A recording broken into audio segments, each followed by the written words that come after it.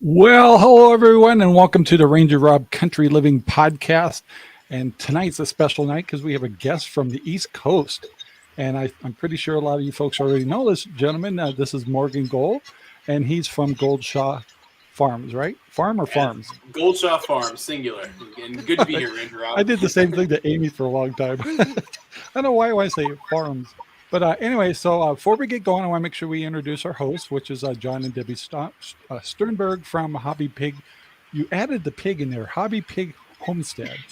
And then, of course, we have Aimee down below from DragonFly Farm.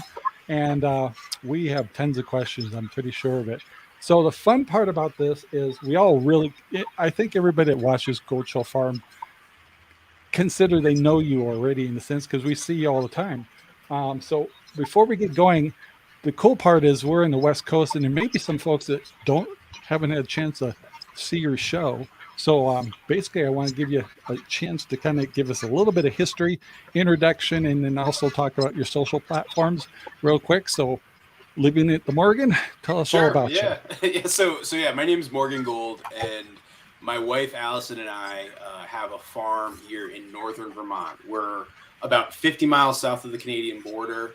And yeah, we follow that really stereotypical pattern at this point of city people who got fed up with city life, who said, you know what, gosh darn it, we're going to go start a farm. And so it was in 2016, we actually purchased a 160 acre former dairy farm here in Vermont.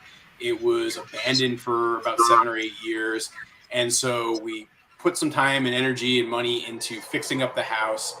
And my wife moved up here full time in late 2017. I moved up here full time in early 2018. And that spring, I actually started raising some ducks. I started with 40 ducks. My plan was I was going to raise ducks for eggs and sell them locally. And I figured, well, I need to figure out a way to get people to buy my eggs. And so why don't I just make videos about me learning how to start this farm? And that's really kind of where it all started. I just started kind of regularly posting YouTube videos back then in 2018. And over the last 4.5 years, we've just grown a lot. The farm's grown. We're probably about 80 ducks and 80 geese right about now. We're kind of peak there. We've got 9 head of cattle, 600 trees growing in an orchard. And then also, what's kind of unique about our farm, right? Our social media almost sometimes like overtakes the farm itself, where, we've got, a pretty large presence on YouTube, TikTok. We're up over 1.5 million on Facebook now, Instagram. And so like basically creating content is a big part of it as well for what our farm does, because what I want to try to do is give everybody kind of an inside glimpse of what is it like to have no agricultural background, not be a farmer by birth, and actually have an interest and passion in it and try to get started from really zero. That's essentially what I do. And I just try to document that within all of our platforms. Yeah, and we have all of us, I think, have the same goals. But one thing I got to say about you is I really appreciate on your shows is you are the best storyteller I've ever heard. I think another person that's close to you a little bit is Justin Rhodes. I'm going to ask you a little bit about that because I know you got to visit his farm the other day. But did the storytelling, is that a natural thing or is that something you had to work on? A little bit of both. So I absolutely love, like I say this to people all the time. If I won the lottery, the 2 things I would do is raise animals on a farm and make videos about life, because I love telling stories. It's something that it fills like this kind of creative need I have inside. And so I've always kind of been like that. When I was a kid, I would draw comics constantly and tell stories in comic form. I actually worked for a number of years in my career as a writer. And so I've kind of always done that. But I've never been somebody who's traditionally in front of the camera or comfortable talking in front of things. And so that part took work. So I would say I'm probably a natural storyteller, but to be the person telling the story directly on camera, that just took practice. I mean, you go back and look, they're all there. Like 4.5 years ago, 5 years ago, you look at some of my original videos and you'll see just it's super awkward. I don't quite know what I'm doing, but frankly, practice, trial and error, going out there and being comfortable with failure, all of those things, I think helped me improve over time. Yeah, when I'm doing my videos, I like the way you do your stories, and you'll be telling the story, then you'll break and actually show some of the farm, then continue with the story, then break and show a little more of the farm. And I'm having a hard time kind of converting to that, but I actually like that format. So uh, every once in a while I pull that off and I'm trying to tell my story throughout the whole video. And is that something you're doing that's planned, or is that something that was taught to you about trying to do your story or do your plan of your video from beginning to end with the story, or what's the plan when you do that? So it's a little bit out of necessity. So when I first started making videos, what I found is I would try to make a video documenting, okay, I'm going to build a chicken tractor. Let me make a video documenting me making the chicken tractor. And so I'd shoot the intro, then shoot me working, then shoot more intro or talking about it. And like, it was just super hard. And I found it was taking me 4 or 5 times as long to do the thing I actually had to do if I wanted to have stuff happening on my farm versus like, let me just shut up, focus on working. I'll have the camera running. I'll gather B-roll, I'll gather the footage. If something interesting happens, I'll, catch it with my phone and, I'll have that saved. And then when I'm all done, let me go sit down and just like explain to everybody what I did. And I have all this footage I can use to kind of layer on top of it and tell the story. I found that for me personally, that was so much less stressful and I was getting way more done around the farm that I kind of settled into that being kind of the main style for most of my videos. Yeah. So I got to ask you a question on your, because you actually influenced me on cameras, and I used to do RV Travel Buddy. I used to do a lot of traveling. So I used the GoPro 3 for years. And I finally thought, what, this is getting ridiculous. I'm getting old, a little shakier. I finally decided to get a GoPro 9s. And so I replaced it. And so just about then, you did a little video showing your cameras a little bit. And I'm getting ready to show you mine. But this is a GoPro 9. But I never saw this frame in the outside. Yeah. And this is amazing frame. This thing is durable, and it brings the sound out better than the camera itself. And so just as I was getting ready to do my GoPro 9, I went ahead and ordered this outside part because of you, because I never saw that before until you showed it on camera. I got the same thing going here. I mean, this is actually a 10, but yeah, I mean, look, I tell this because people will ask me this, like I'll get emails on this one all the time of like, what's the best camera to start out with? And the argument I'd make is, look, I still personally on my YouTube channel shoot maybe 20 or 30% of all my video footage just with my phone. And so people shouldn't be afraid of just using their phone. And like that will get people just kind of start. But then if you really do want to upgrade, you want to put a couple $100 into it to like, actually improve your production quality, like a GoPro like that with the media mod so that you have like a microphone so you get better sound. Like this whole setup you could probably buy online right now for about $380, $400. Yep, that's about right. And so like, that's not an investment. Like people will like, I have the big fancy cameras. I still probably use this for about 50% of everything I shoot. And so it just like, I think that's such a good place to start from. And yeah, so I'm a big GoPro fan for sure. Totally agree. Now, Amy, you do most of your videos on your phone still, don't you? Yeah. So you're kind of, she's got a new channel she just started and she's doing a wonderful job with it. So you're still using your phone. And I know like Good Simple Living. I don't know if you watch them in Idaho. They do pretty much their whole show on their phone. So I don't know if they've upgraded since then, but they do a really good job and it's all on their phone. So yeah, well, I mean, I find I have to tell people this all the time where it really isn't about the gear. If you can focus on connecting with your audience and creating stuff that's going to interest people and engaging with people, that's like 90% of it. The gear and the technical side and all of that, like it's nice and it can help you add polish to what you do, but it doesn't matter. Focus on making good content, focus on engaging your audience, and focus on like making something that entertains people or educates people. And you're going to go so much further than if you like invest $5,000 in cameras and tripods and gimbals and drones. Like you're almost not even going to know what to do with it, especially if you don't have a background in that stuff. And so like, don't overwhelm yourself with the gear or equipment. Like focus on just telling a good story. Yeah. Now, one of the other things I got to bring up about your shows is I have never seen anybody that's so sentimental and so compassionate about animals. to a point that sometimes I'm finding I'm wiping my eyes a little bit and going, oh my gosh, the guy's getting to me. And have you always been that way, or is it just as you gotten in the farm, are you finding you're getting more in tune with your animals, or is that something you've just always been, or what? Yeah, no, it's something I find as I go. So when I was a kid, we had a cat, I had a dog. I really loved the dog. Dog was great.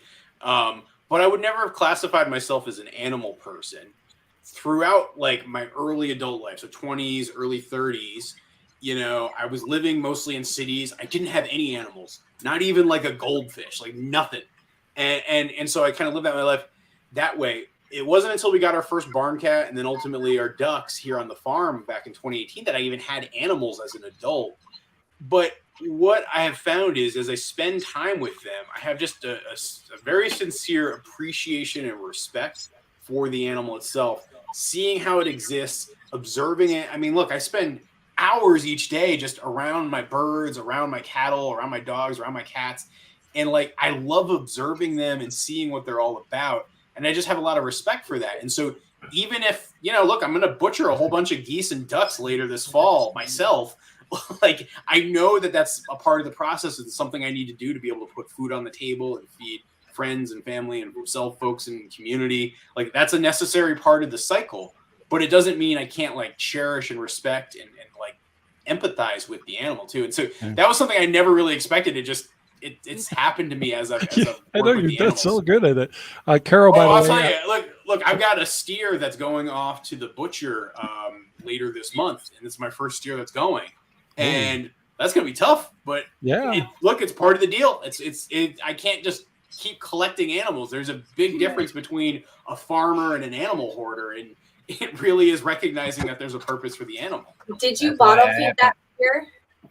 No, he came as an adult here. I've had him here. So I just got my first cattle back in October of last year, like early October. Okay. We got 4 cows who were bred and 1 steer. I just needed to kind of raise him through the year. I couldn't get a processing date earlier this summer, so I just ended up with September as my date. But look, I hand feed the guy. I will come up to him and give him a scratch. I just did earlier tonight when I did my last pasture move for the day. So there is a bonding connection. It's tough, but I also know it's necessary. I mean, I have 2 bull calves that were born this spring. Those were ones, look, I was there when they were born, but I also know that probably this time next year, they'll be going off to the processor. It's I actually name all of my steers. And some people will say, oh, that's insane. But I actually name them after dead rock stars. So I have Kurt Cobain, who's going off to the butcher later this year. I've got Jimi Hendrix and Joey Ramone, who are going next year. And it's just simply because that sort of name is just a reminder for me. Remember, it's a short stay. They're not going to be here forever. It's not infinite. So I got to ask you, I think you're getting, I bet you anything in your comments, and I get surprised in our show, is now all of us have pigs, but Amy's got most of the animals. Anyway, but it's amazing. People will send me notes or talk to, even on this show, and name all my animals by their name. Like they know the names I gave them. And it's really fun with the audience because they'll say, well, because we just butchered Mr. Cow. And so I still get people asking, like, how's Mr. Cow taste? And all these kind of things. And it's just, how do you guys remember the names we gave our animals? But people pay attention to that. So it's kind of neat. Oh, for sure. No, I definitely, I mean, look, there's a Toby dog and Pablo Barn Cat and Ron Swanson sticker I have just sitting here on my desk. Like, yeah, people do on our farm care about it. And I recognize too, and like, so this is why you're not going to see me do butchering videos. I think when I first started doing YouTube, I actually showed like, here's me butchering my first batch of ducks. Here's me butchering like my first batch of geese. I've stopped doing that, number one, just because it's a pain in the butt to try to record yourself while you're going through the chaos of that. But then number two, like I can see how it's super upsetting for people. And I don't want to be the kind of bringer of that trauma for them. I'm not going to sugarcoat it. I'm not going to be like, oh, well, they went to another farm upstate or something ridiculous like that. I'm going to be very honest about it. But I also don't feel like I need to like jam it in people's faces. And so I try to strike the right balance there on that. Yeah. And we just went through that with so I'm a first year Idaho pasture pig, actually breeder. And so as I came up to butcher time for the first one, I had to decide, how am I going to do this on YouTube? And so I just like, guys, I'm not going to show any of it. I'm going to just show you the truck coming in and the truck leaving, and that's it. Use your imagination. So I mean, yeah, like so like I will do all of my birds in one big day, and I'll hire a couple of friends to help me because it's too much work for one person, and we'll go through and I think this year we're going to be doing, I don't know, it's going to be close to 100 birds, and so it's going to be all in one day, and so I won't even probably mention it in a video, and then there'll be a video where it's like I just have way fewer birds on my farm, and just I'll talk about it. I'm not gonna, like I said, I won't shy away from it, but I also don't feel like I need to rub people's faces in it. So do you sell your birds on like farmers market or something, or? So what I have found is the best model for me is here in the state of Vermont. They have an on-farm poultry slaughter exemption. And so if I slaughter the birds on farm and I'm raising fewer than 1,000, I can then sell them on farm, or I can sell them in farmers markets. What I found works best for me personally is I will actually take reservations online through our website. And if anybody's listening, there's probably still a couple of geese left at goldshawfarm.com and basically have people put in an order. They put down a deposit. The deposit actually is a very specific amount because it gives me enough money that if somebody were to back out, I've covered my cost of raising and butchering that animal. And so either I can resell it or I just keep it myself and I'm essentially putting free food on the table. And so it doesn't burn me basically, but they basically pay the deposit. Then they get to come to the farm, pick up the bird. They pay the remainder of the balance. And so I'm actually technically to satisfy state law selling it on farm. And so that's how I do all my bird sales. The beef's going to be a little bit different because it will be USDA inspected. And I can't announce anything yet, but there's going to be some things I'm doing around that stuff. Do you ship them out as well? No, I'm not legally with the birds. I can't. So legally that's illegal again, because I'm slaughtering on farm. I can't, number one, cross state lines because it's not been killed at a USDA process or inspected facility.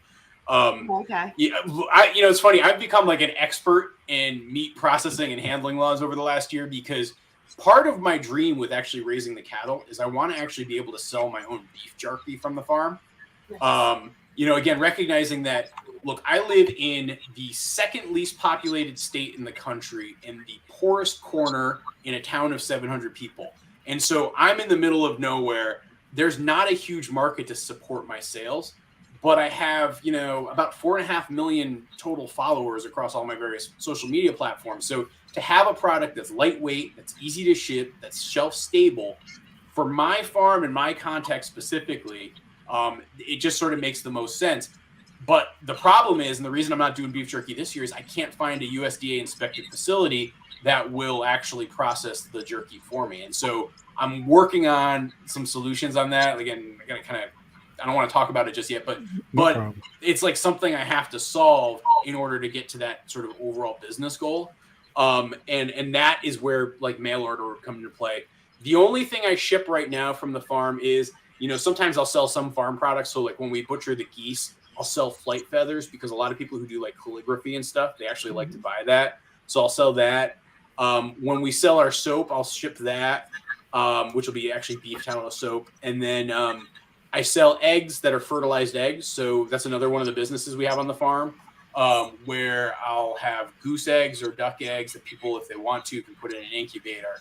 And so I'll ship those through the U.S. Postal. And I was actually learned something. I didn't realize that you could actually sell your stuff at a farmer's market. I understand the laws of doing it on site and selling on site, but I never heard the fact that you can actually farmer's market. Is that exempt area or what? So, and this is for anybody who's listening and hearing this and saying, "Oh, this sounds great." Recognize I'm speaking specifically to Vermont state laws. Idaho could be different. Oregon could be different. Like, you got to recognize there are some distinctions there.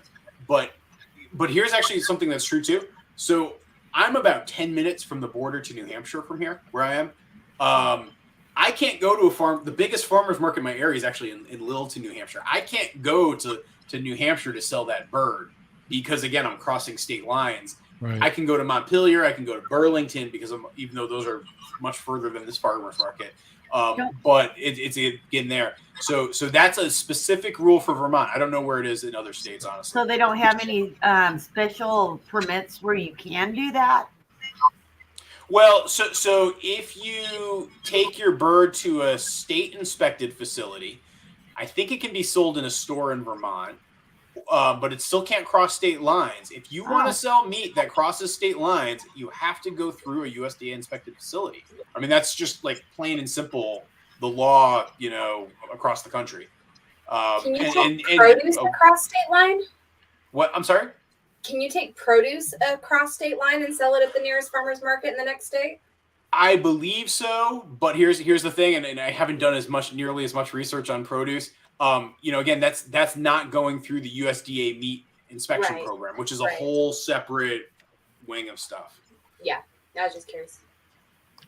Okay, next thing I want to talk to you real quick is I still want to stay a little bit on what your farm does, and one of the things and some of the things that your characteristics I appreciate that I want to bring up too is now I just watched a crazy video from Appalachia Homestead today. She went way over the top, but a lot of people. Oh no, is that like another one of those fear-mongering videos? Because I've seen just so many come out from a lot of different places. What I really appreciate about your show is how well you research, and when you do have a cause that you really are passionate about, how well you do with it. Because there's like 3 examples. We won't go into depth on any of them. But, it was a hound. There was a hound dog thing. There was a treatment of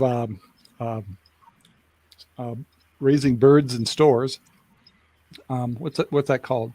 Oh, with the brooding of birds at Tractor Supply. And now, yeah. And then also the fact that I like the fact, and this is what kind of got you and I connected, is I like the fact that you had a subject you wanted about your second dog, and it got turned away in a way that you didn't expect it to do. But I do appreciate the fact that you took the time to teach people that even though you may have spent the big bucks, you may have gotten a new dog, the same kind of dog. Each dog is unique in its character. And so I really appreciate how you are showing that the dog you are raising now, the young one, has a different character than Toby. And I know your dogs, I know your animals' names too. And you're realizing it, and then you're trying to still find a place for that dog to have its, a place on the farm. And it looks like that's happening. And so that's really amazing to see. It's just too bad that someone misunderstood what you're trying to bring up and it got twisted the wrong way. But you also have more eyes in your videos than mine. So I'm sure you did it all kinds. Yeah, well, and Rob, I mean, because I think I first came across you because I saw the video you made talking about sort of my situation. Like, look, this is something I got to admit to you guys, right? I'm still like learning how to do this stuff. If I go back like 3 years ago, I had like maybe 1,000 people following me on YouTube. I'd put out a video and maybe 150 people would watch it. Like, and again, that's still, I feel like good, but like, now I put out a video and I'll get 100,000 views in a day. And so it's just like a very different level of scale. Yeah. And so I can just say something offhand. I'm like, I wasn't so happy with my experience with the breeder. And like ordinarily I would have been just like, I guess he's not going to that breeder again. But it turns into like drama like you wouldn't believe, or not that I ever intended. And it's solely because of the size of the platform. And again, I think like the Tractor Supply example, I feel very good about that, right? Where I feel like their practices in store were not good with this new system they were implementing. They've actually since gone back, and this past year they actually did it the traditional way. And every time I walked into a store and see it, I was like, everything looks good. This is good to see. And so I think there's a way of using your platform for good. Yep. I didn't intend to be destructive with it, but I think I probably was more so than I meant to be. And again, back to my point, I'm learning on the fly. Like there is no playbook people give you to say, oh, well, if you're a social media influencer with more than 200,000 subscribers or followers, you cannot talk about this, and you can only do it. Like, Look, I'm just a dude in Vermont here. Like, don't put too much stock in it. Your most humane way of getting rid of flies is great. Thank you, I appreciate it. I'm not sure. I actually think that look, if you really want to go at it, that's probably the most brutal way to kill a fly from the fly's perspective. I'm just saying that from the farmer and the cattle perspective, it's the best way. Well, the testing of the tape and the everything, that was great. Thank you, appreciate it, John. I was like, that's a little more research than I think I would ever do on flies. But you know, if they're bugging your cows, and I can see how I've seen where cows are just inundated with those things. I could see where your concern was. Well. It was really cool to see. And again, I know I'm doing it the hardest way possible, because like one thing that people will say when they see, so for context for folks who are listening, right? I made a video talking about how I've managed my flies with my cattle. The way I've ended up doing it is just using big fly paper traps that I wrap around garbage cans, and it's super effective, as well as I, follow them with chickens. And I think the combination of those things is really what does it. I don't want to use certain things like ivermectin or like permethrin. And the reason being, I see very much my farm as an ecosystem. And while I don't think something like ivermectin is the boogeyman, I also know that it has a tendency to kill some of the soil life, nematodes, that sort of thing. And if I'm really trying to be a regenerative farmer, I'm better off not doing that versus doing it. If I was in a situation and like the fly traps didn't work or something like that, yeah, I'd go that route, or I'd go permethrin, which I actually fear for my barn cats, because permethrin is actually toxic for cats.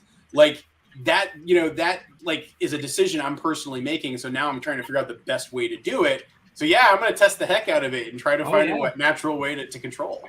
Yeah, one thing I really appreciate is we have a different kind of region. We're in a high desert area, so for us to develop our soil and stuff like that is a tough thing to do. So we're trying to do permaculture also here, and I'm using our pigs and our chickens and so forth, and cover crop and all that stuff to develop 2.5 acres, and that's been quite challenging. But the important thing was now we get these pigs, and we have things that come up like how we're going to get them dewormed, or how we're going to take care of a cough or something like that. And now we get these decisions like we want our pigs to be as organic as possible. And then there's also I'm going to use the word, but only in the phrase of animals, but having them vaccinated for certain things that we should be concerned about here in Central Oregon. And so you've got to figure out where is that middle ground? Where is the word organic true or false, And so I can see what you're concerned about also. Yeah, no, I mean, it's just a balance. I mean, look, there are many things that I will vaccinate my cattle against. There are certain things that I'll even vaccinate my poultry against. I personally believe it's such a shame that some of this stuff has gotten so politicized over the last couple of years. But, just thinking about it from the perspective of what's the best way to raise your animals for both you, the consumer, the person consuming them, as well as for the animal itself and its quality of life and its health. Like, there's no right or wrong. There are rights and wrongs, but there's a lot of gray area in between. Maybe that's a better way to say it. Yeah. And we're dealing with that over here too. So, in fact, a lot of my pigs are moving to these two people on our platform here. So our feeders are going to Aimee and John and Debbie here. So they're getting their first, I'll say at least this round of in Idaho pasture pigs, and now we're dealing with what should we do? But we want our meat to be as pure as possible. What's common sense? So all of us are dealing. It's kind of nice that we have a community here to kind of share our notes with. But I do want to get into your property a little bit. Mm-hmm. And one is I have some questions about that orchard of yours. Go for it. So one of the quotes I just heard in one of your videos where you're going, I don't remember what percentage you said, but half of them or quite a few of them died. And it's like, are you replacing those trees, or what's going on with those? You said you had quite a few trees. Yeah. And yet you've lost some. And of course, what's your process there? Yeah. So back in the fall of 2017, I had this crazy weekend where we planted, I think it was about 750 trees, or 750 plants, I should say, in the area that I call the permaculture orchard. Permaculture orchard meaning it's essentially an orchard. It has row plantings, but I don't do a single tree species in like that are next to each other. So each row has a different pattern. Like, for example, I have like chestnut, black locust, and then apple. And then it's like chestnut, black locust, apple, and it repeats. The value of that being that, you know, by spacing out your trees, you're going to do less harm from pests. So you're managing your pest loads, because it's harder for them to really get a build up good population if it's like they got to go between an apple tree and a chestnut tree, or a chestnut tree and a black locust. Then things like black locust are a nitrogen fixer. I also have things like comfrey mixed in there as well, and Siberian pea shrub, as a way to just bring nitrogen to the soil, help support the fertility of the other trees around it. So I'm essentially doing that. So that was my vision and plan.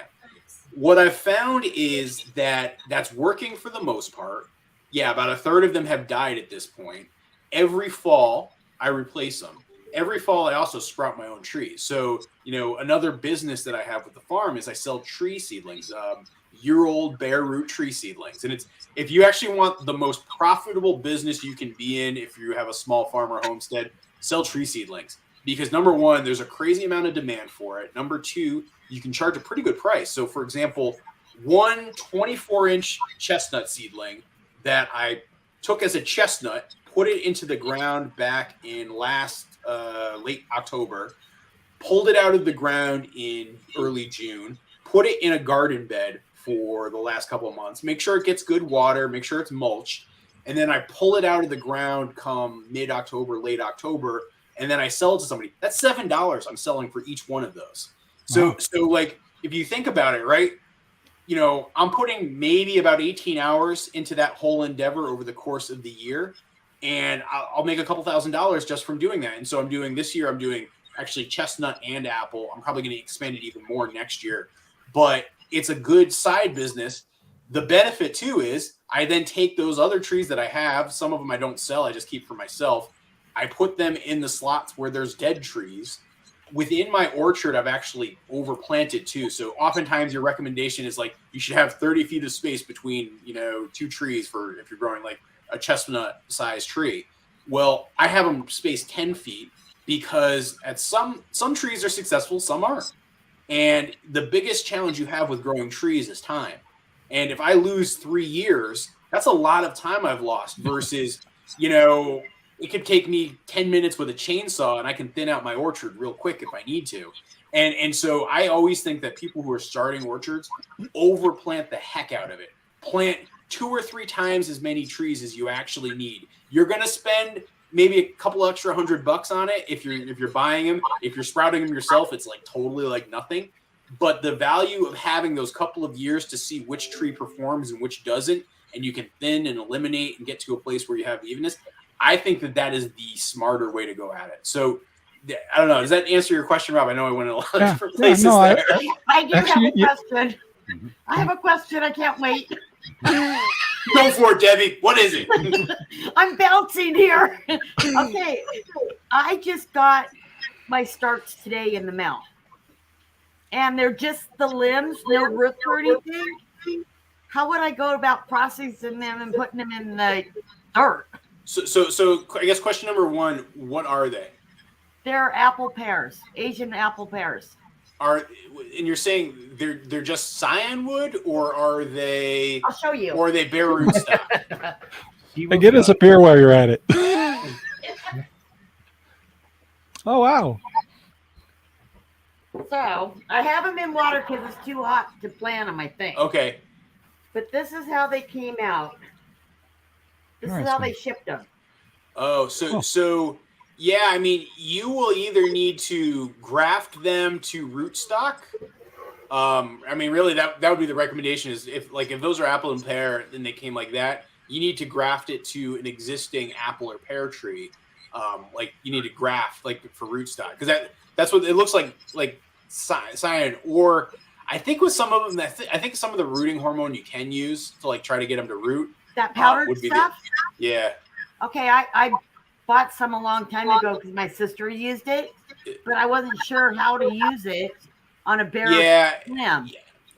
So there's a guy here. I'm going to give you, because something I try to be very clear about in all my videos. I'm not an expert. I'm a guy who is maybe been doing you're this an a couple. expert to me right Well, now. I've been doing it maybe a couple years longer than you, but like I have a friend. His name's Akiva Silver. He's a orchardist and a nursery guy, and just all around tree guru in upstate New York. He Akiva Silver. You should look him up. He probably has something on how to actually go about that. But based on my experiences, I've always just tried to use what you have there as a graft. So like you have an existing apple seedling, but it's like a wild apple seedling. The cultivar that you might have with that kit that you got is probably a better apple. So what you do is you actually splice them together. You make a special cut on both sides of the tree so that they join. You'll tape it up, and then over the course of a year or two, that'll heal together and it'll make one tree. The fruit that grows from the wood above where you did the graft will be whatever cultivar that you have. And so you're saying take 2 of these and put them together, cut them and put them together? No. So like picture like an apple seedling in the ground, and you basically and it's not this simple, but you basically cut off the top of that apple seedling, you cut off the end of the root stock or the graft, the sign wood that you have right there, you put them together, and then you tape it. But typically with a graft cut, it like interlocks like almost like puzzle pieces. Picture it, and so that would be a way to do it. So I would not try to. So typically, if you're trying to start an orchard, you want to go. The thing to look for are bare root trees, because essentially what those are like basically the sticks with the roots coming out of them. And typically, like if somebody's good at what they're doing, they're going to sell it to you when it went dormant. So. I know you guys are in a totally different part of the country, so I don't want to guess like when it would go dormant. I've heard that. Yeah, for me, like I know that the first week of October, I can pull out all of my trees and I won't harm them. And so basically in the month of October and early November is when I do all my tree work, because it's just like it's the best time of year because everything's dormant, so I can move it around, swap it around, do all sorts of stuff like that. So. Am I correct saying that if you don't have another tree to do it with, is to use that powdered? You can try. I've never done that or never seen anybody do it with apple or pear. I think, Debbie, I might be the bearer of bad news here for you. You might have bought not the right thing. You were my hero for a minute. Look, I'm just giving you the honest truth here. No, I mean, that's fine. I appreciate it, but I will try it and we'll get back to you. Way to go. So next thing I wanted to bring up is actually you and I have something in common that I really appreciate is the fact that both of us have wives that work, and of course our wives think we're at home drinking beer and watching football games, but not really. Anyway, I guess I want to say is what's your general observations of saying that relationship where my wife still works. Obviously we're a generation ahead of you age-wise, but she's getting ready to close that up in about 2 years and she'll be able to retire. I retired from an aerospace company, so that's how I get to be home and work on the homestead. Are you finding that you had to do out of necessity in a sense to make ends meet and maybe possibly even cover, like, for example, that's a big thing for me and Sherry where it comes to being healthcare and things like that. Do you find that hard in a relationship? Like, for example, I have a wife that she's jealous as heck. She loves working here. And the weekends, I mean, I was like, girl, you're not relaxing. You've been working all weekend. And she'll spend a whole weekend like mowing lawns and working in gardens. And it's like, did you actually rest? Anyway, so I like to hear kind of what your observations about your relationship with your wife and the fact that you have a homestead and she's working, etc. So generally speaking, I just wanted to hear your comment on that. Yeah. So I mean, it's been one of those things that's kind of evolving as it goes, right? So, yeah. When I first moved up to the farm, I had a job. So, right. I have not been on the farm full time that long. I quit my day job back in January and went full time then. So it has not been a full year yet. Number one, we don't have kids. And I think that makes a difference. I mean, obviously, I don't know if you guys are empty nesters or what, but like we don't have kids. And so I think my wife would need something to do or she would go insane. When we made the decision to move up to Vermont, she was actually working in public health, like doing like international health and development a lot of work in particularly Western Africa. But when we made the decision to move up here, what she wanted to do is go back to school and get her nurse practitioner's license. She already had an RN license. And so she did that, and she basically got a job, and she works in the emergency room of one of the local hospitals as a nurse practitioner. She likes what she does genuinely. But she's actually just recently moved to part-time because we didn't need necessarily that from an income standpoint. Number one, we've always kind of lived debt-free. Like we don't have a mortgage. That in itself keeps your expenses very simple. I've had a good career. Like my previous jobs, I made good money, banked good savings. That put us in a good place. And then I've always run the farm in a way that's been profitable, both on the farming operations level, like call it small profitable, like where I think last year I made like $7,500 profit on the farm. But then, this is where like things like YouTube and TikTok totally warp the landscape. I have that as an avenue to make money too. And so that actually kind of balances out. So from a financial standpoint, we make it work just kind of off of both of our incomes, as well as the fact that we're financially pretty secure and privileged as it is. The thing I think that actually does happen though is, with the housework, I try to help out as much as I can. The deal that we've had through the most of our marriage is I usually do like 90% of the cooking. My wife does most of the cleaning. And that's kind of how we balance it out. We actually have some help now to help us with the cleaning part because I don't know if you can tell by my office even, I'm like just a terrible disorganized slob. That's just in my nature. And so I do that to help her out more than anything else. And my wife is like super type A, hyper organized, like everything has its place type of thing. And so that's the balance. But, I try to help out. But I think my wife also recognizes there's a lot of things going on. I'm not just sitting around, having beers and watching baseball games. Well, the other thing I was noticing in one of your videos, you were showing yourself cooking, and actually I do the same thing here. Sherry and I will participate together in cooking when we can, but typically it's like she's putting in a 9-to-5 job. It's like it's up to me to generally have the main part of the meal done, and then sometimes she'll kind of help me wrap it up or something like that. But that kind of something changed in our household here big time about 3 to 4 or 5 years ago, where I actually took over the cooking because it was just, it just seemed like I was asking too much. It was my turn to step up, Well, plus I'm a better cook than my wife. she's not. We talked about. I think my wife would say the same I'm not thing. even going there. No, I'm not in trouble at all. Honestly, I think for in your marriage, right, you should be able to kind of respectfully say to each other, yeah, maybe this isn't your strong suit, and hey, look, I'm actually pretty good here. And you kind of try to, and that's very much the conversations we've had. I'm waiting for my wife to come barreling through the door in the studio here. It's I do have another really important question for Morgan here. Where can we find an Alfred? I need an Alfred really bad.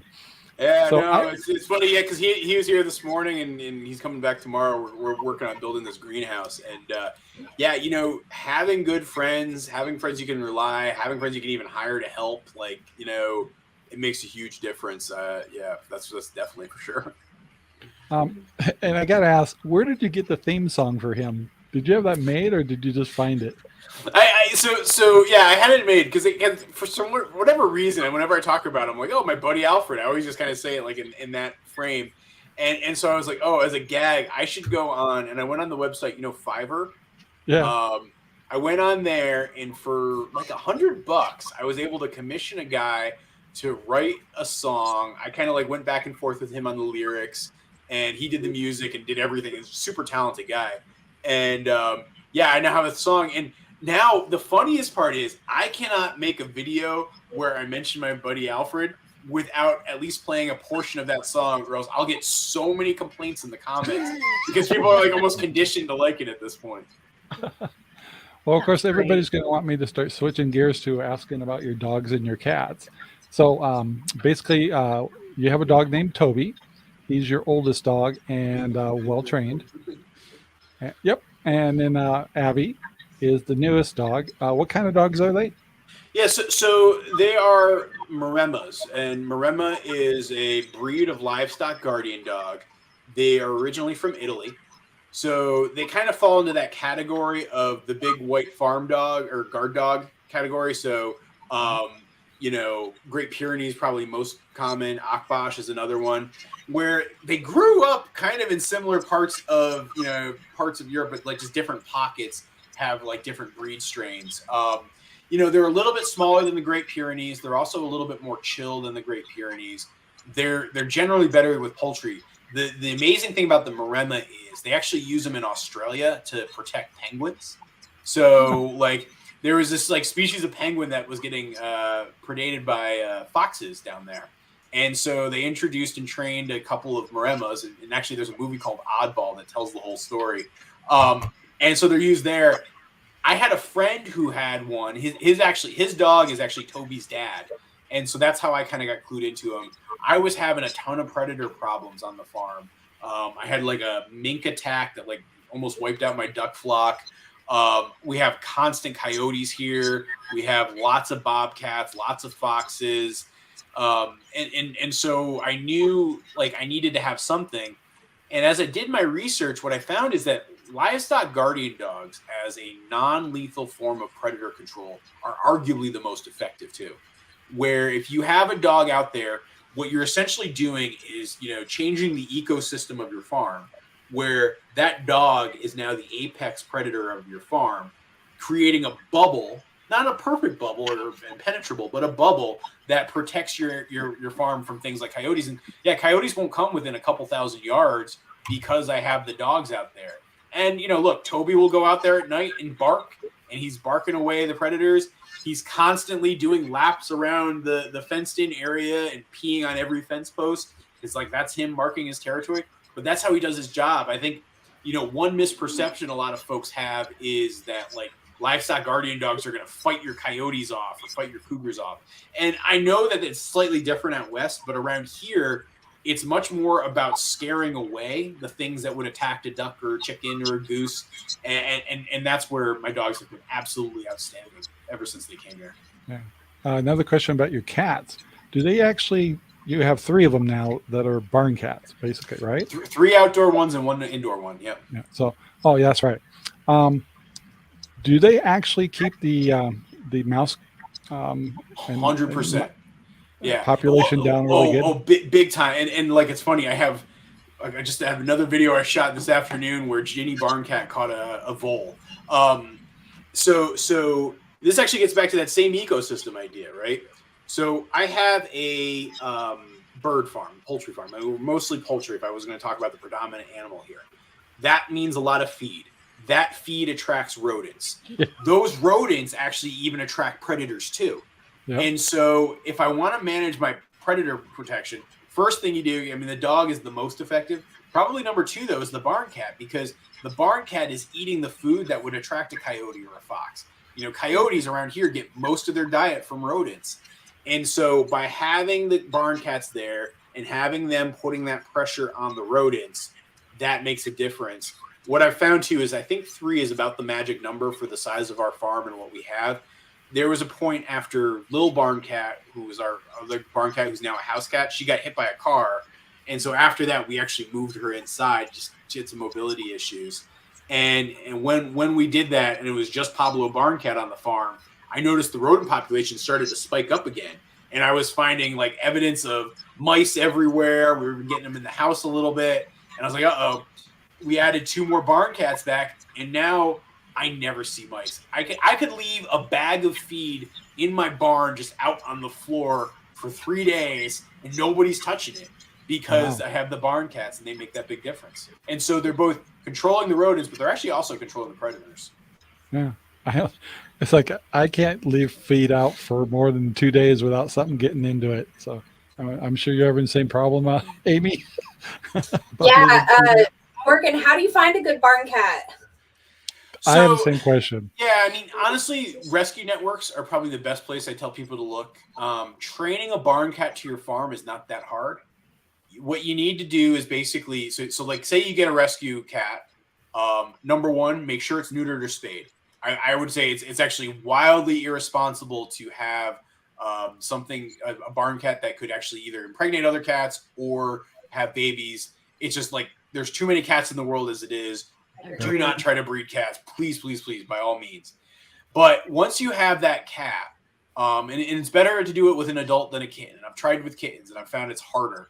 But if you get an adult cat, train it to a room. So you need like a garage or a barn that you can keep them in secure for 2 to 3 weeks.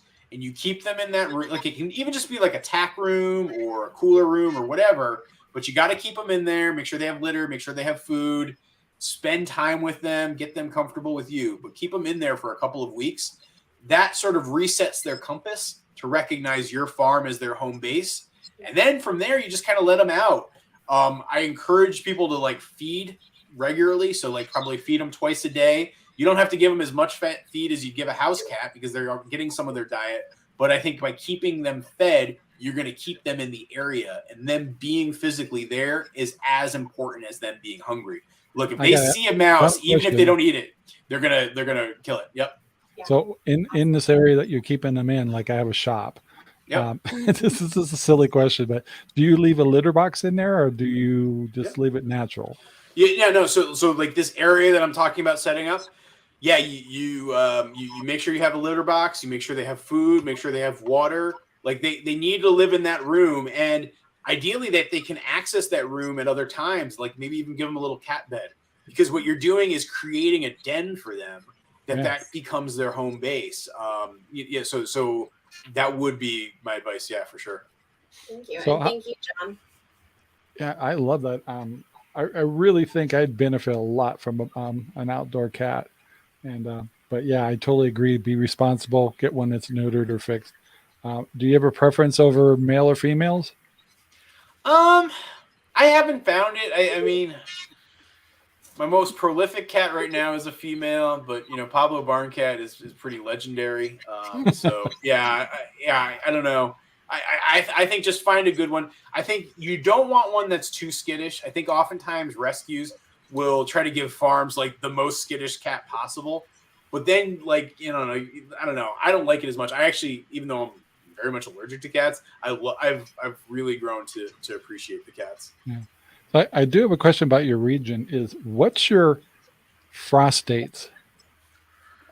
I don't know the exact official ones. So we're zone 4A. I want to say it's like mid-September is like basically when I'm ready to like have a frost at any point. And then like we don't really plant anything until after Memorial Day weekend. That's almost the same as us. Wow. Yeah. Interesting. Feed. Now we talk about feed on this show a lot. You're dealing with ducks. You're dealing with chickens. But wait, before I go in this is for Aimee. She's gonna want to know: are you ever gonna go into dairy? Well, like I was saying earlier, possibly. Again, my wife is allergic to like dairy. Like just she gets really sick. So it's just not like one of those things where I'm the only person who would be consuming it, at least directly. I don't, especially because of the complexity of some of Vermont's raw milk laws. Like trying to sell it would not necessarily be something I want to do. Our region here is very much historically been a dairy region. But at least at the time being, I don't think I'm quite ready for it. I since I'm the only person doing everything on my farm, I think it would be hard for me to scale up. And dairy is a significant commitment that unless I had somebody actually working for me, I'd be concerned about trying to take it on day in and day out. So I'm not rushing to do it, but I will admit I do dream about it sometimes. And, particularly as I'm really looking to add pigs to the farm next spring. As I do that, recognizing that the byproduct of having a milking cow and making cheese or butter would be really attractive for actually being able to more sustainably feed my pigs. That's appealing to me, but I don't foresee it anytime soon. Gotcha. Okay, going back to feed. When you're dealing with your animals, I know, are your ducks and chickens eating the same food? Yeah. So our birds are all more or less commingled: ducks, geese, and chickens. Gotcha. they have like I have basically different times of year and different types of populations, different mixes. So, for example, I have specific duck feed that I give my ducklings. Pretty much from birth to about 6 weeks old, because they have specific, and this is actually true for geese too. They have very specific niacin requirements that if they're not getting those, you're going to have all sorts of problems. But then as they get to be about 6 to 8 weeks old, I have sort of a general population food mix that I feed them. And that's where they go. With the geese, what's interesting with them is geese are the most sustainable form of poultry. And I will argue anybody over this one any day of the week that I actually think that geese should be more prevalent in farms in America, because at this time of year, my geese are getting about 85% of their diet from the pasture. They're just out there eating grass. While they're technically not ruminants like a cow or a sheep, their diet looks much more like a cow or a sheep than it does like a chicken or a turkey. And so my geese are getting so much of their diet from the pasture right now that helps me be able to have such a large population. But when it gets to be winter and I have 4 feet of snow on the pasture, I am feeding them more or less the same stuff as I'm feeding the chickens and ducks. Are you buying bulk quantities? Did you have any trouble getting bulk quantities on food? Or so right now I'm still buying from the bag, primarily from my local spot here. I am seriously considering adding some silos, and actually getting bulk delivery. But because right now I just basically store all my feed in metal trash cans, I'll go to the feed store and pick up a pallet, but it's not, I would not consider that bulk versus I have a buddy down the road who does organic pigs and chickens and turkeys, and he's buying it in bulk where the feed truck comes in and it's dumping 40 tons in there, and so I'm thinking about making that upgrade probably for next spring or summer. Yeah, we're kind of against that. We have the same problem with our pig feed. It's like all of us are buying it by the bag, but we need to get it in a better, try to find a discount quantity by buying bulk, but we haven't found anything yet. But it seems harder than it really should be. But I was just curious if you're having the same problem as far as bulk food. Yeah, I mean it's tricky, and I mean it's funny because I see just from a waste perspective, so much garbage gets created by the bags. I know, yeah. And just a handling perspective, I put a lot of my labor into scooping feed, and I'm as I think about my efficiency and trying to make my farm more scalable, ways that I can cut back on that is definitely something I think about a bit. I got to ask you, because I watch your schedule. And by the way, before I go any farther, we'll probably go past our hour, but I try not to go to maybe 15 minutes to no more than a half hour, folks. So I know I have some folks that have to leave it right at the hour mark. But anyway, this is a rare occasion to have Morgan here, so we really appreciate having you. So I know I get so many questions, but I do want to get into time management. I know. So you seem to have, and actually all of us have the same problem.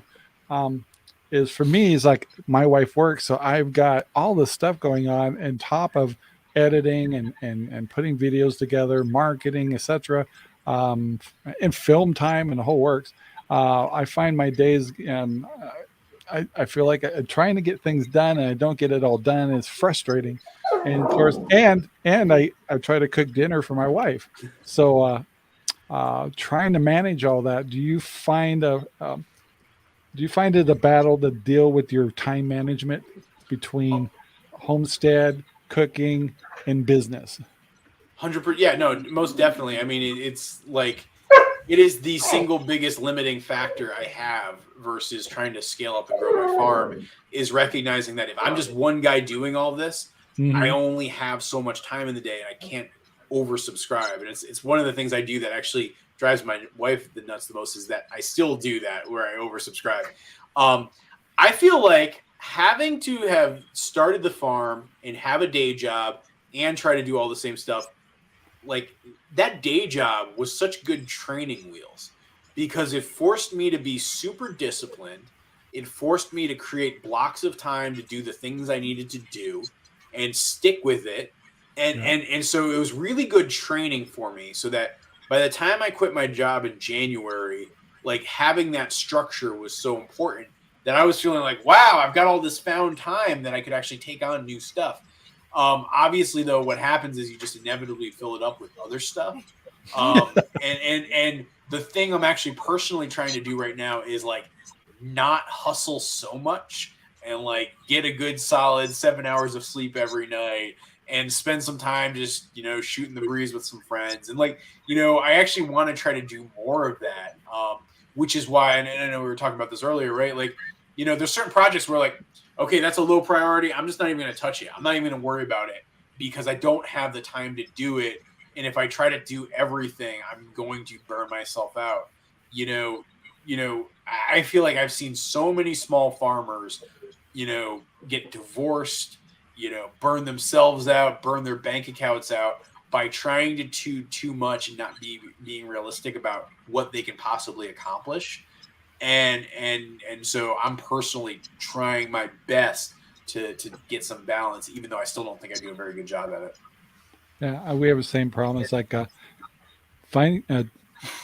blocking out time for getting things done. And I don't know, do you find a lot of people have a hard time comprehending the word "I have chores to do"? I don't know. I actually think, people are like, oh, he has a farm, he's got a lot of animals. All right, I get that, you got to do that. You can't show up here until then, or you need to leave by sundown so you can get home to lock everybody up. Like, I think people get it. So I don't feel like I had to deal with that too much. Yeah. So, do you kind of stay low key on your gardening? Because I know you don't really talk a lot about it, but I mean, it looks like your wife's. What's your wife's first name? Is it Allison? Allison. Yeah. I know she's shown the garden a little bit. Just saw it the other day. And it looks like a nice garden, but it doesn't seem like to be a high priority in your guys' life as far as being more self-sufficient, or is it just for the enjoyment of it? I mean, there's a certain amount that we really like doing it, and it depends on the time of year, but like right about now, it's funny, we actually had to go to the grocery store yesterday to get some butter, and it was like, what else do we need? We're going to the grocery store. What else do we need? Nothing. Like, we've got all our own meat, we've got all our own eggs, we've got, this time of year, all our own vegetables. Obviously, particularly for us, because we have a relatively short growing season, we'll freeze and preserve as much as we can. We don't really do canning all that much yet. Someday. But again, it's back to those priorities. Look, if we're not producing everything ourselves and being 100% self-sufficient, there's no reason to feel bad in it. We actually have a lot of local friends who do market gardens. And so we have places that we can buy from and trade from. I'm trading eggs for things like beef right now, or I was, particularly before we had our beef cattle slaughter. Like, we didn't have a source of beef, so I'd trade eggs for beef, or I'd trade a goose for a bunch of beef. And like, so there's a lot of folks locally here that we'll exchange for. And so even if we're not self-sufficient, I feel like we're doing pretty good by knowing where our food comes from. And I would argue for most people, that's more important than self-sufficiency. I think people who are really good at something should focus their energy on doing that versus trying to do everything. And you're better off like trading and bartering with folks. Excuse me, right. I have to interrupt a minute. Yeah. We have to go. Oh, no problem. Yeah, we got somebody coming over real quick. But I wanted to say thank you, Morgan. It's been a pleasure. Yeah, nice to meet you guys. Really, really enjoyed chatting. Yeah. I am going to ask him the pig question. Don't worry. Yeah, when I have to go. Sorry. That's okay. I'll rewatch it. All righty. I'll talk to you tomorrow, Amy. All right. Talk to you tomorrow. Okay. Bye, Rob. Bye-bye. Yeah, they're setting up their paddocks tomorrow, yeah. Yeah. On the hottest day of the week. Oh, of course. Oh, my gosh, it is going to be super hot. So the big question, of course, from us, because we're all into Idaho pasture pigs, have you ever thought about doing pigs on your farm in the future? Yeah, so I hope, I'm not going to guarantee it, but I hope to actually start raising some pigs next spring. My intention for year one would be to get, like 3 pigs, do them as feeder pigs, Yep. Raise them up, see how I like the experience.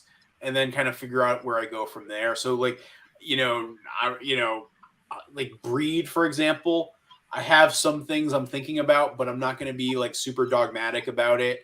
I'm just going to look for, let me find a couple feeder pigs this spring and let me just do it and then make decisions from there.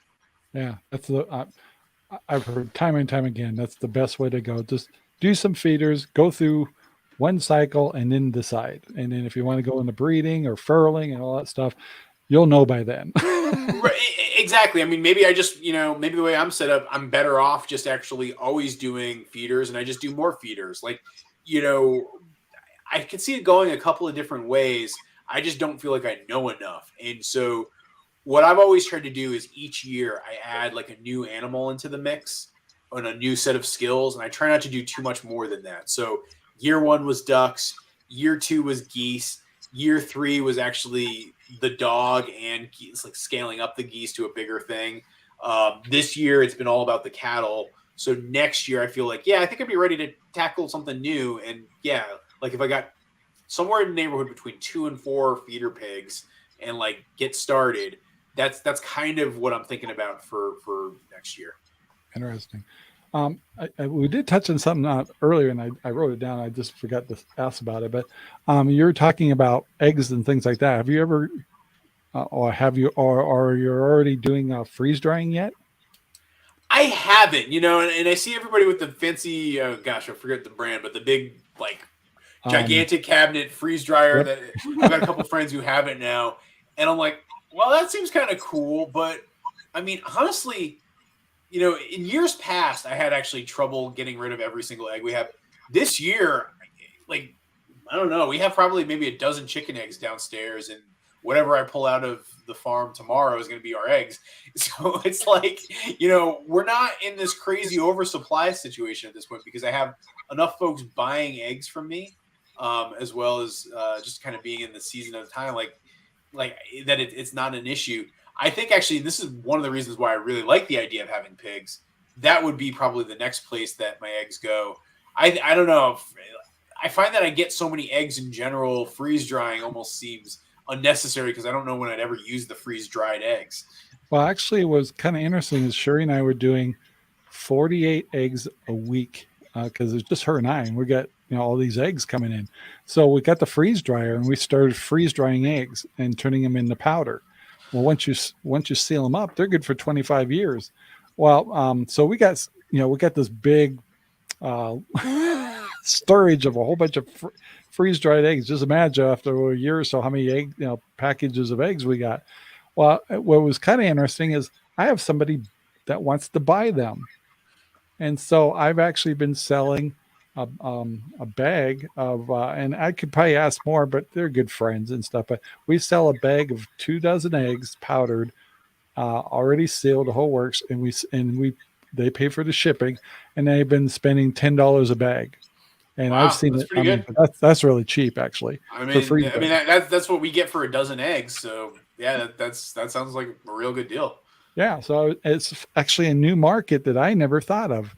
And so it just kind of came along. It's like, I wonder what would happen if I kind of nudged a few more people. Would I sell more of that? And so I don't know what the food safety, but like I know for here in Vermont, we would have to do an activity like that through a commercial kitchen. I mean, obviously you can do what you can do. So I'm not saying, but you know what I mean? Like agree. If you're going to have a business that has insurance that you're selling through like that way, like I know I'd have to go through the commercial kitchen to be able to do. I know if I stepped it up like that, I would definitely start saying, all right, what do I need to do to make this right? Exactly. Which I mean, and again, this is something, sometimes I think I just answered this for somebody on TikTok the other day, but like the difference between a farm and a homestead, while I think we do some homestead scale things here on our farm, for example, like I just pulled out some honey earlier today. Like I'm not selling that as a business. We just, have honey for us. But I really do try to run a lot of our operations like a farm. So like all of our cattle, our birds, the trees, like that's I call it, even though it's a small farm scale, it's still farm scale because I'm thinking about how do I make this into a business? How do I not just produce from us, but for other people in our community? And I see that as the big distinction between a farm versus a homestead. Gotcha. Do you have a roadside stand to sell your eggs? How do you do that? Do people just call you up? I'm sure that you're busy enough. You can't run out to the front gate every time somebody wants a dozen eggs. You know, I actually have. It's not too bad. Like, just, you know, locally here, I have some friends who just get our eggs. They buy them from us, and they'll pay me monthly, kind of thing. Sure. So it's almost like delivery. When I go get the mail, I'll drop off a couple. It's not like a big deal. And again, eating eggs is a very small part of my business. Like, it's almost like a byproduct. You know, fertilized eggs is a much bigger part.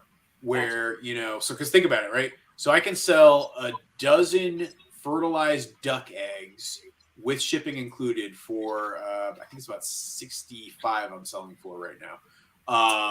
Versus I can sell a dozen duck eggs locally here for, I can maybe get $5 for them, like maybe $6.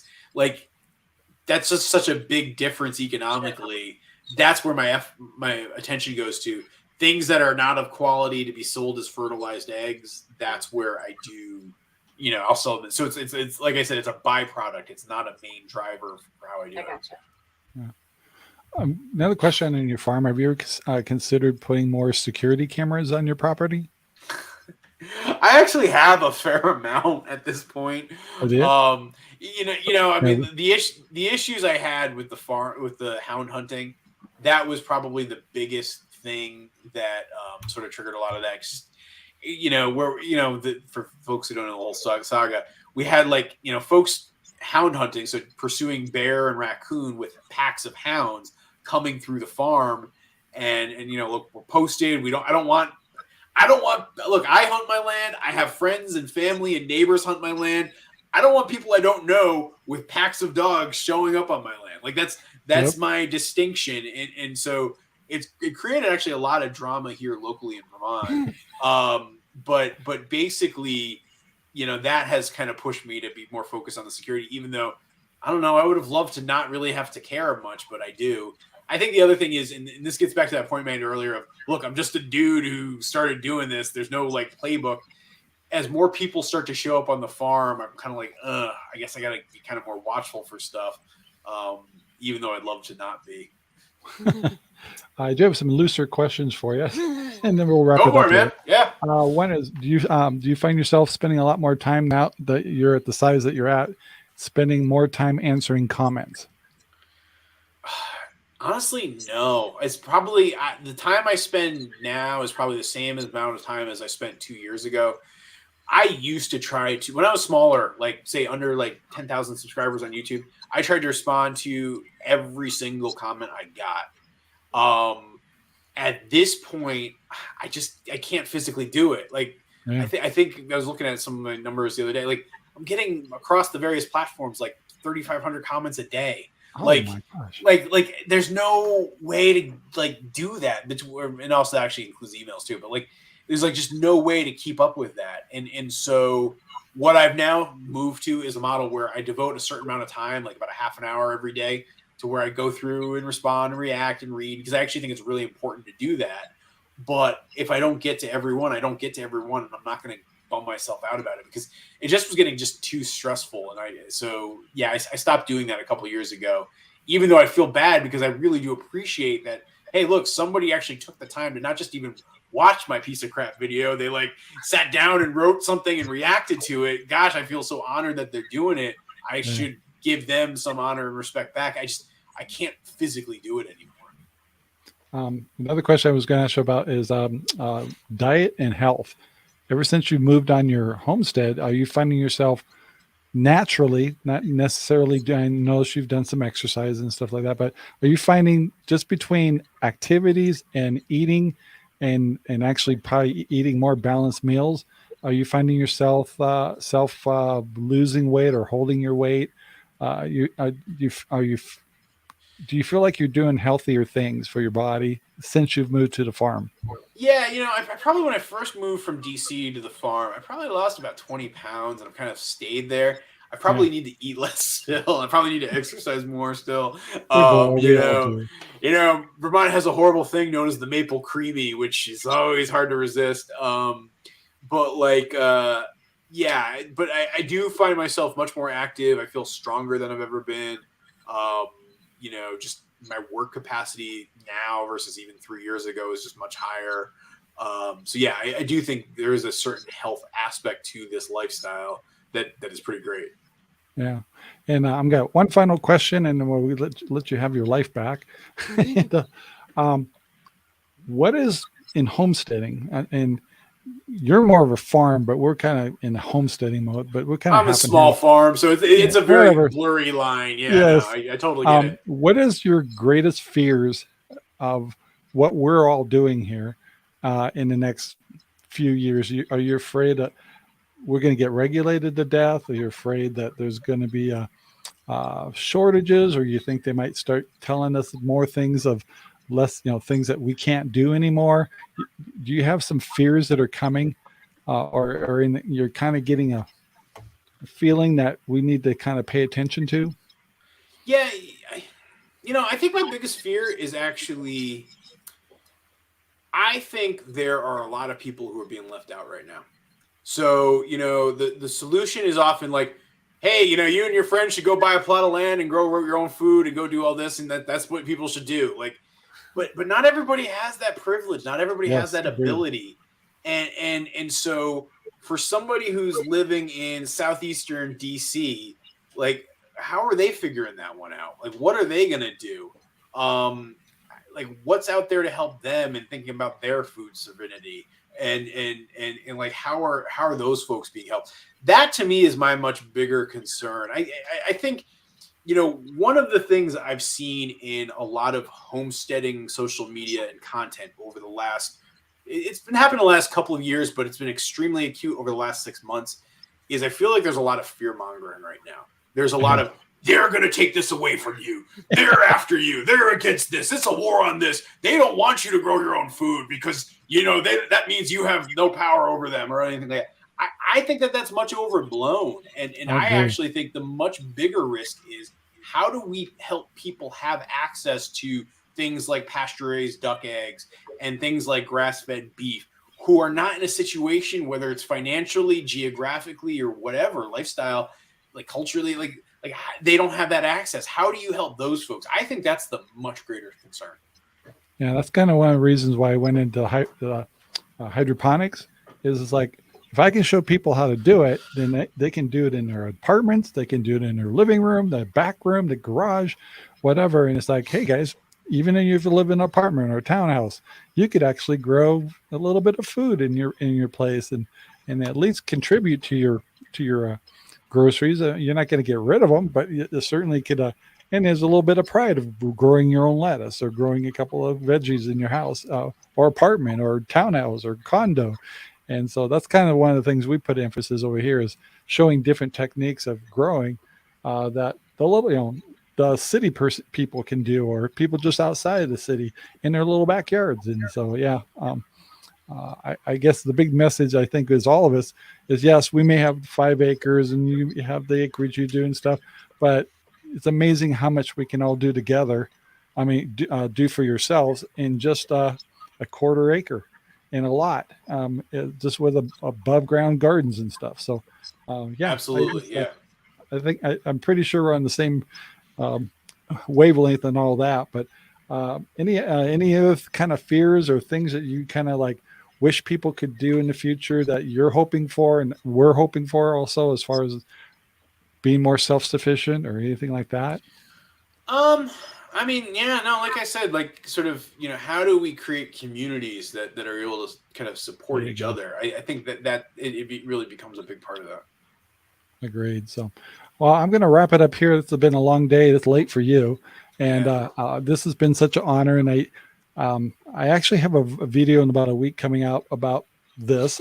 And I really want to take the time to say that I understand in different ways sometimes of having a growing channel or having a growing business or getting very busy, that folks like us, we're growing. We're kind of in the middle. I mean, we're doing really well on the channel, but obviously in a different light. And to have you take the time to actually get involved with us and dialoguing with us and let us share our ideas, I really appreciate that a lot. And So having you doing an interview with us is very commendable, and we want to thank you so much. Absolutely. I mean, look, you guys, like I said, even as far as 3 years ago, like size was not that different. And what I do know is the amount of work I do now versus the amount of work I did 3 years ago is not that different. And so, look, you guys are working your asses off. It's not easy. I have so much appreciation and respect for any YouTuber who's between 1,000 and 5,000 subscribers, who's regularly putting out content while they have a lot of other stuff going on in their lives. Like, so much respect. And it's not about audience size. It really is what are you putting into it. So I'm happy to do something like this and have a conversation with you guys. Like, and we I really enjoyed it. this conversation. And with us, by the way, it's like we're kind of growing. We're kind of getting into that new realm. And it's like that's something we don't want to forget either. As it gets busier for us or a little bit, I still want to make sure that I'm taking the time to help the Aimees in the world, because you just got a brand new YouTube channel, and we're going to work together to make sure hers grows, and so on, and other people too. But there is one question I wanted to ask you that I was dying to ask and I forgot, and then I'll wrap it up. How was the tour at Justin Rhodes' place? Oh, it was awesome. So, one of those things that's always funny, right, is like, I remember back to when I was in Washington, D.C., and like sort of starting to think about starting a farm. And like, he was one of those people I'd like watch his videos. But over the last couple of years, he's actually become a good friend. And so to actually that whole trip that I went on. So what happened was I'd been putting it off for years. I'd been wanting to do it, but just I couldn't get away from the farm. I couldn't get away from work. When I quit my job in January, the first plan I made was like, in February, I'm going on a little road trip. I'm going to go see some friends. And so I went and saw Jess and Jeremiah over at Roots and Refuge, who've just been really, really good friends of mine for a very long time. I went and saw Meg and Ben Holler and spent some time with them who, back in the day, Meg and I used to just like text back and forth, trying to figure out how does YouTube work, what goes on. So it was like so cool to like go hang out with some friends. I hadn't seen them since like I think the 2019 Homesteaders of America. And then also go see Justin and spend some time with him. And it was such a fun trip. It was so cool just hanging out with folks and friends. I think one of the things that I always bum out the most is the fact that, since I'm up here in northeastern, northern New England, it's just me and my buddy Al over at Love Acres. Like, there's so many other people kind of from this community that I love seeing at meetups and events, but like don't get to hang out with and spend quality time with. And so I just feel like I was so lucky to be able to like just take the time and go on that trip last winter, just to go really hang out with some friends and spend some time and see how other people do it. Yeah. Amy, did you have anything at the end here? No, I can't think of anything else. This has been awesome. Thank you. Yeah. She's got to go milk some cows, and I'm holding her up. So she's a hard worker. I can tell you that. She's an amazing woman. So anyway, thank you, Morgan, so much for hanging out with us and visiting. And I probably could keep you on for hours more, but maybe someday as you I can come back. Don't worry. This is fun. I really enjoyed shooting the breeze with you guys. Yeah. So we appreciate it. So we're going to wrap it up here because I want to at least stay under the hour and a half mark. So guys, I want to thank you very much for watching. And Morgan, once again, thanks for being here because it's just been a lot of fun. So thanks again. So guys, we're going to head out. So talk to you later, guys. Bye.